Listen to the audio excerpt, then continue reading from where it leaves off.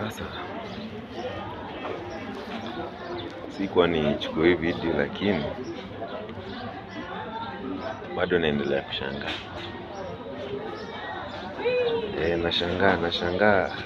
Nashangaa siku yenye mimi nataka kuhama hakunanga vacant, na hiyo ni matarehe 1 mpaka tarehe 5 hapa. Kuna vacant, kuna hata uende wapi, hata kule kuna kaangaaje hakuna.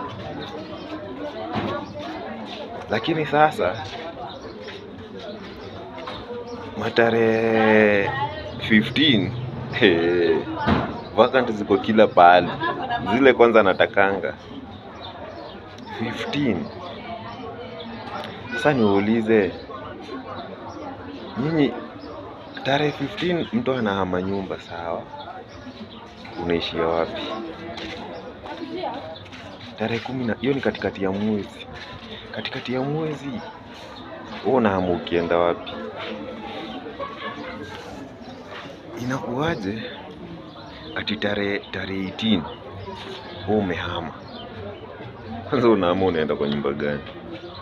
Nyinyi mtoa wapi nyumba kwanza hizo matarehe mnatoa? Alafu tena hizo vacant mnatoka tarehe 15 mnaenda wapi?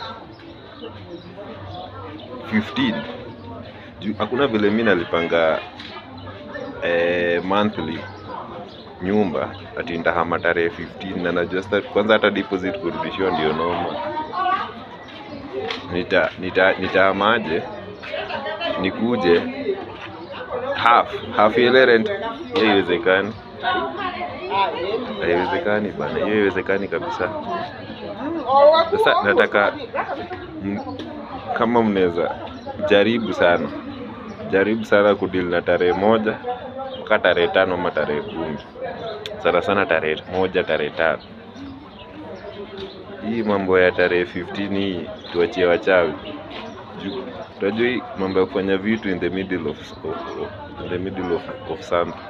Yeah, in the middle of the night ndio unaamka unatuashia wakufa. Na umekuwa tu mchana yote, kwanza hujakuwa wera. Umekuwa tu mchana yote kwa nyumba.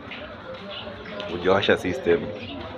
Saa 5 za usiku ndo nasikia the bluetooth device is ready to repair. Wewe kweli wewe. Hii mambo ya kufanya vitu katikati ya usiku, tuachie wachawi hii mambo. Hii mambo wachie wachawi. Wewe ungojea wakati mimi nataka kuhama nikuje kwa nyumba yenye unatoka ndio utoke. Si hakuna vile na hama tarehe 15 na hama naenda wapi? Na sitarudishiwa do. Si hami tarehe 15. Sasa concentrate na tarehe 1 mpaka tarehe 10. Tarehe 15 weka kwa hiyo nyumba unaenda hapo. Wacha kutu confuse. Unatuma mpaka tukae ni kama concentrate na vitu unafanya mwanzo, si mambo nafanya katikati ama mwisho.